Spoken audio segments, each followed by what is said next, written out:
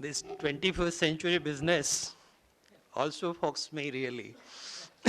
Because what I remember is 25th century had started for us with a Y2K problem in IT. And it proved to be hoax.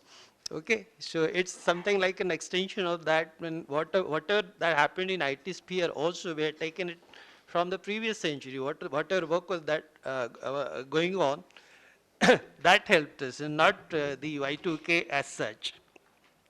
I would borrow from what Gopal Guru said about who talks about humanity. Because whatever that happened, we forget a point. Like Dalits are discriminated against. So take a case of India, for instance. The Muslims are discriminated against. The women are discriminated against. The Adivasis are discriminated against in various ways. Okay, and so when we actually focus our attention, again it becomes a kind of sectarian thing. What is our goal? What is ultimately the goal of thing? Statistically, if we bring Dalits on par, if the statistics appears that, okay, our representation is on par with others, etc., is that, going to solve the problem? If you take stock of something like last 6 decades of the kinds of things that have gone on in our country vis-a-vis Dalits, we would find it's a very, very painful kind of conclusion that you'll have to draw, that something less than 10% people have been uplifted little bit economically. Okay? And it's the same kind of thing, rather, that could be said about the blacks in US. But there are certain fundamental differences. Now, when we just talk briefly about the cross-cultural experiences and learning in 21st century and things of that kind, then I find that the trajectories of this black struggle and the Dalit struggle, there are certain salient differences. The learning could come if with the premise that, okay, the race and caste is similar and all these things is similar, etc., which is disputed. There are many sociologists, there are scores of sociologists who thought that race and caste are very similar. They have same kind of social morphology in terms of so many things like prejudices, discrimination, the segregation, the endogamy, and so on and so forth. So there could be that argument also, and there are arguments of the of other kind, like Oliver Cox probably could be the best representative of that, that class and caste and race are not same, and he has given a plethora of kind of things. If you now look back, read that thing, probably he has written in 1945. So it really does not relate to the ground reality. The castes have been changing, and so is the case with, as Kevin said, about the race. The kind of differences that have come in these categories or the systems is a tremendous change. So do we relate, in 21st century, do we relate with what is going to happen in this, meaning what way we would take it forward? There are certain kinds of what I mean is that there are certain similarities when we take in the at the level of struggle that the blacks waged in US. Not all the blacks all over the world, but the blacks waged in US and the Dalits waged in India. And there are kind of differences which actually determine the orientations of Dalit movement. That could be probably interesting. What I find is the black movement, right from 1690, when the Dutch ship brought the 20 blacks from North Africa to US, right from there you will find, there is a plethora of documentation also, the blacks have rebelled against their slavery. Okay, there are a lot of accounts also that blacks are docile and all kinds of things, etc. But the people resisted physically, and thousands of people died there. There has not been any parallel in Dalit movement. Okay, for 2000 years, if you find this thing, because the entire caste ideology or religious ideology actually made people, and caste was made as a life world of people. So people lived in that. They did not find any odd in that. Even Dalits internalized their status as an inferior people. So there was no question of something like a rebellion in Dalit.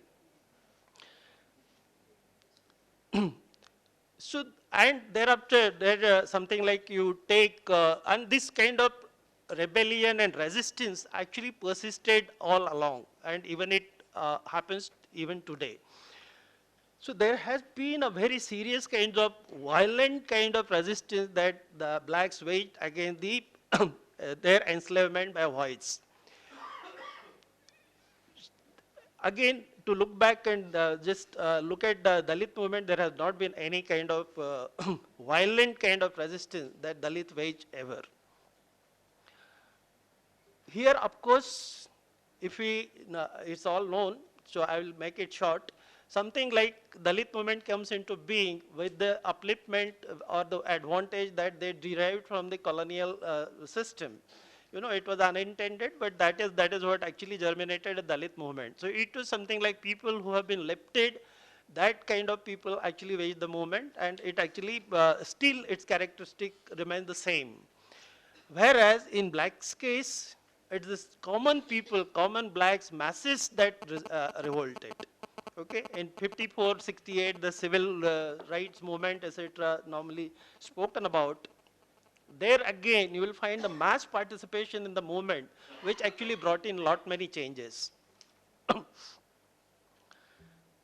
That sets the tone. These are very important things because because what happens is that there is a mass ownership of the change that was brought in.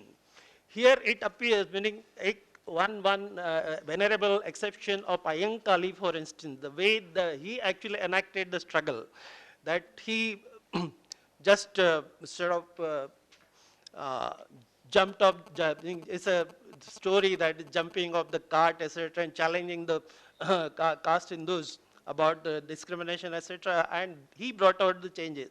Unfortunately, we have forgotten that entirely, and the entire thing was taken over by the movement which actually gets associated with Baba Sahib Ambedkar. So it is something like it all became a leader-centric thing. After Mahasatyagraha and a few of the satyagrahas that he reluctantly supported thereafter, there has not been a mass ownership of the things. And it always remained at the something like a state negotiation with state and bringing about the solutions. So it always remained that somebody will come, a savior syndrome. Somebody would come and actually take us out of this kind of rut. So there are such kind of things. There I have a lot of many such kind of differences that noted, but I will resist speaking it about that. Already it's a time. So these are the kind of things that actually set the orientation of Dalit movement, and that needs to be introspected about. As this question, you know, the kind of emancipation, the emancipatory discourse, how would we define our goal? What would be the goal in terms of something like when the Machiavelli brought this thing, Machiavellian logic, that English-speaking class would be created and that would take care of the rest of the people. The similar kind of thing, this had been a ruling class logic all through, that you, if the downtrodden people actually resist, then create a class from among them so that rest of the people would be managed. So this has been the aftermath of the kind of policies that have happened in India. It's not the same that has happened in US. Take for instance the affirmative action policy in US.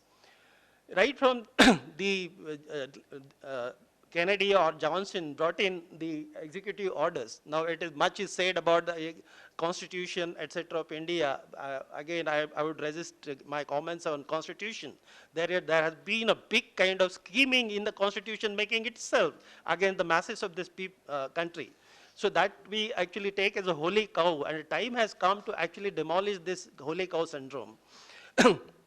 Now, the affirmative action kind of thing, right from the beginning, it has actually covered all the spheres. And there has been a commission, like, what is that, EEOC commission, which actually monitors, and there are actually penal provisions for in that. In here, there is nothing. You know, it has been left just like that, just government compiles figure, the companies compile figure, department compile figure, and feeds into the government machinery, and shamelessly they reel up, meaning, year after year. That has been the case. What has created, what has happened as a result is, it would be shocking that I'm fond of giving figures, etc., but again, there is no time. Actually, it has benefited just a small class of people, and as a result, we are actually starved of the SC people. You know, all elite institutions have not been filling the reserved seats for last 10, 15 years. This has been a phenomenon. And we still hamper upon the same kinds of things. Actually, none of the solutions that are in place really have worked, and we'll have to really think in terms of fundamentals and think out of box. I think it's already, I think I stop here. Thank you.